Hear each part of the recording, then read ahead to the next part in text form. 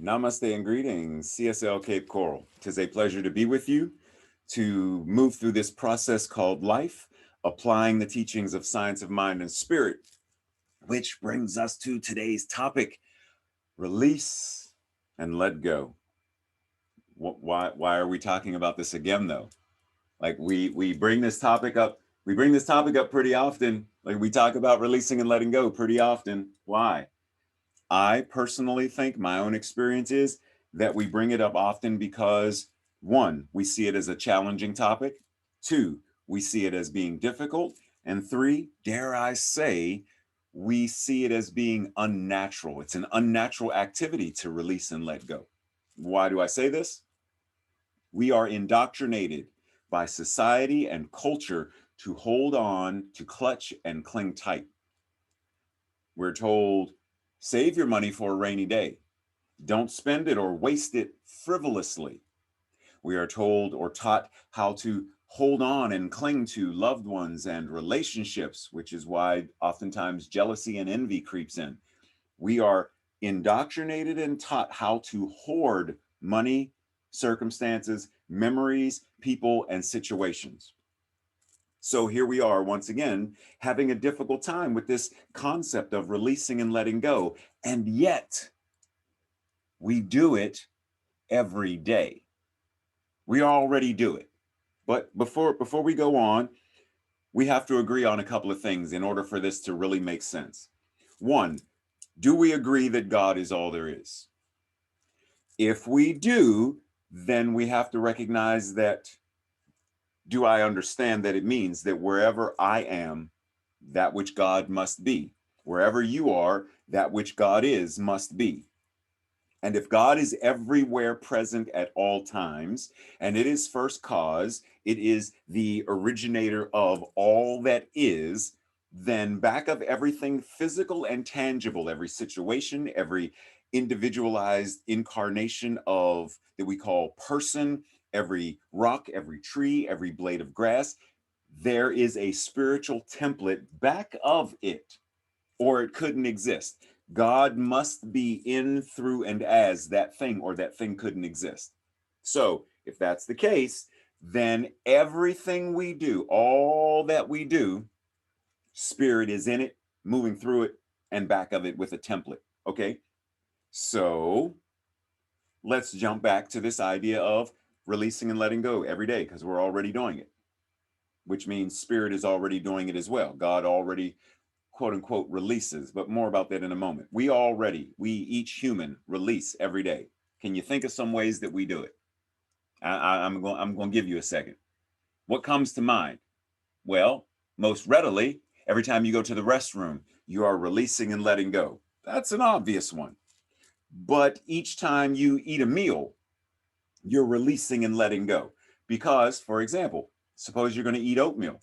You have to release the idea of dry, uncooked oatmeal in order for you to have ready to eat, warm, nice and hot oatmeal. You have to release the concept of one form in order to have the other form. Okay? You have to release the idea of an empty cup in order to have a cup that is now filled with tea. We release every single day. In order for you to go to sleep at night, you have to release your clothing. You have to let it go. You also have to let go of your waking state. You release and relinquish. Now think about this, because we know that there are babies, and oftentimes you can see our furry family members, our cats and dogs, when they're resisting, they're like, you gotta stay awake. No, I gotta stay awake. I might miss something. They're resisting it. They don't want to let go of being wide-eyed and awake because they might miss something. Is that the mailman? Squirrel? They might miss something. So they fight diligently to stay awake.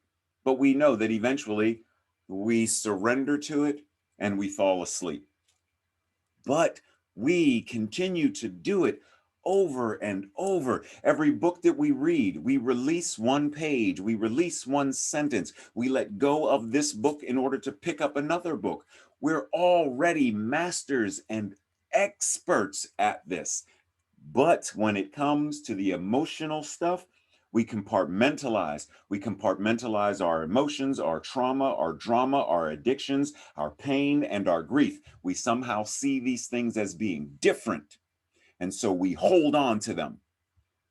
Personally, as someone who has been traveling this healing journey of abuse and family addictions and violence and like all kind of stuff, rape, molestation, all kind, depression, self-hate, suicidal ideations, and more, like all of this stuff, right? I've come to recognize that, for example, here's a piece of paper, that releasing this piece of paper, letting it go, surrendering it, letting it go, let go of the piece of paper, is very similar to letting go of a painful memory or letting go of some concept or trauma or whatever.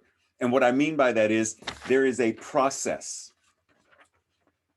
If I'm invested in this paper, then I don't want to let it go, right? But if it's just a piece of paper, it's notes from a class that I took, and I don't need the notes anymore, then it's easy for me to deposit this into the recycling bin. But if this is now a letter that my mother, who made her transition last year, Father's Day, if this is now a letter that she wrote me before she transitioned, then I'm invested in this piece of paper.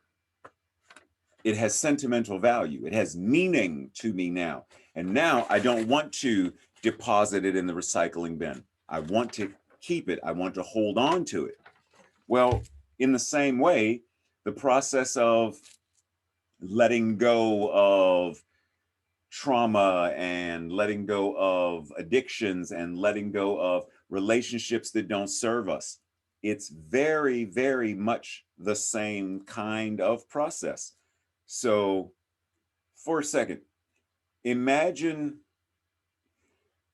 that it's like you're walking down the street and things are fine, but then you notice a little bit later that you're humming a tune. Why am I humming that tune? I'm humming the theme song to The Wizard of Oz. Why am I humming that? And then you think for a second and you realize, oh, because I heard it somewhere along the walk. Somebody's car, as they drove by, they were playing it. Something popped up, and now it's in my subconscious, and now I'm expressing it consciously. So we have this dual aspect of what's in our conscious, what's in our subconscious. And we are invested in this thing. We are invested in many of the subconscious memories and thoughts and feelings. We have an investment in them. We've held them for so long that it's like a record. The grooves are in there. And in order to change that, we have to get rid of the entire record. You can't unscratch it and re-scratch. You have to get rid of the entire record. But there is a process. If we want to let go of lack, scarcity, illness, pain, whatever it is, then we have to recognize there is a process to me letting go of this piece of paper, right? It doesn't fall out of my hand but automatically. First, it starts with me recognizing in my mind, in my thinking, in my thoughts, this serves no purpose. I want to be rid of it, right? Starts with that. Then my brain kicks in because it's in consciousness first. My brain kicks in. My emotions aren't invested in it.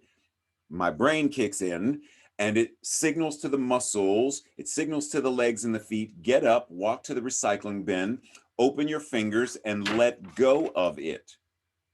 It's a process, but it starts with what is in the mind, what is in the consciousness, and the feeling, as a person thinketh in their heart, their life shall be. So what is in my mind and in my heart space regarding whatever it is I am seeking to let go? This scarf belongs to my mother, right? And I made that present tense, belongs to, because I know my mother is not gone, but it is her property. When she died, a lot of her things automatically became mine because in the will, right? Now, having one scarf of hers that has sentimental value, I'm like, I don't want to throw it away because it has sentimental value. It reminds me of her. So I keep it. I put it on one of my altars in the office, my altar of memory in honor of the ancestry, my parents, etc. And I mean, I could give it away. I could give it to someone who could use it, but I'm going to hold on to this scarf. Now, suppose rather than having one scarf, I have 200 of her scarves and I'm holding on to all of them. I'm keeping every single one of them. Do I have a reason to keep all of her scarves? No. I'm addicted to, because I don't want, somehow I've convinced myself that if I get rid of it, then I'm getting rid of her. So, but we do that with our thinking, we do that with our emotions, we do that with so many things that we've connected with our grief, we've connected with our trauma, we've connected with the emotional investment. So if we are going to shift, then what it means is I have to sit down and process. This is where inventory, self-assessment, physician, heal thyself, meta-physician, heal thyself. Bring myself into a state of, what do I now recognize does not serve me? Relationships, thoughts, feelings, addictions, whatever they are. What does not serve me? What habits, tendencies do not really serve my highest and best? They are not propelling me into conscious evolution.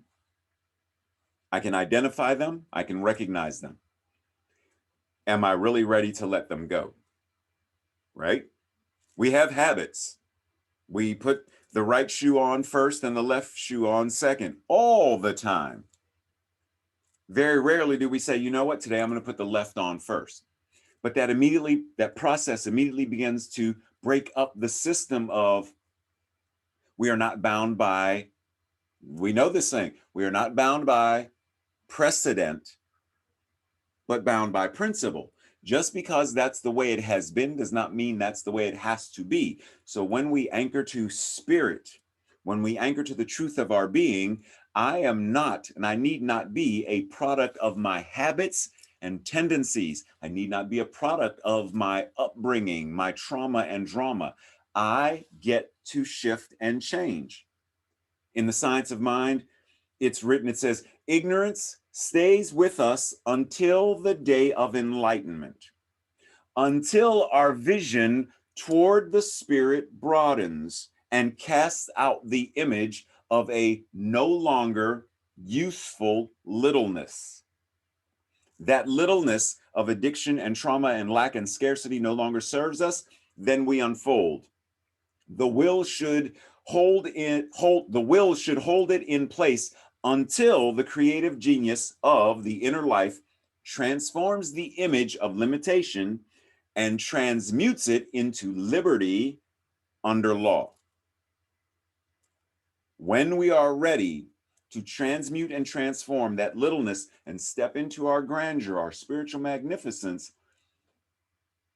we are going to be bound by, until we are ready, we are going to be bound by precedent. So the process is identify what serves and what doesn't serve.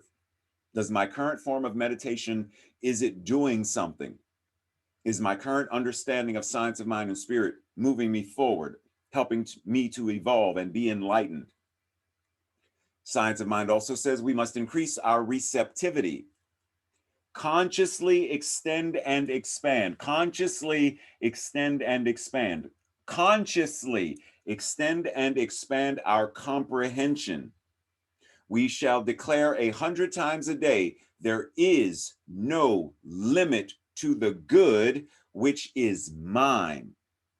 And if we declare that, then whatever that is we've identified that does not serve us is already in the process of being released and let go of. So today our call to action is, how do I identify these things? How do I then make up my mind, ground my mind, and become convicted of the idea, convicted of the growth, convicted of the transformation and transmutation that moves me forward? How do I then step into that so that I can treat and move my feet, right? So identify them, make up the mind and be convicted of it, and then go through the process.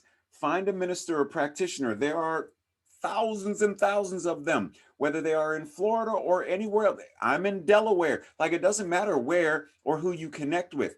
Find someone who is able and willing to help you move through the process of, we already breathe, for example. Every single one of us is breathing. We breathe normally. It's part of life. God is breathing itself as us. But when we learn to breathe consciously and mindfully, then a yoga instructor or a meditation instructor teaches us how to anchor our breath and breathe from our abdomen more deeply and more mindfully, more consciously. But we're already breathing. But sometimes we need this other person. We want this other person to help us do it more effectively in a more mindful and meaningful manner. So find those people who are there to assist, identify, convict ourselves of, find those who will coach us and counsel and assist us in moving through, while also keeping in mind our declaration of principles, right? Our we believe statements. We believe statement number 5, if I'm not mistaken, says, we believe the ultimate goal of life to be a complete emancipation of every discord, of every nature, and that this goal is sure to be attained by all. Sure to be attained by all. That all includes you.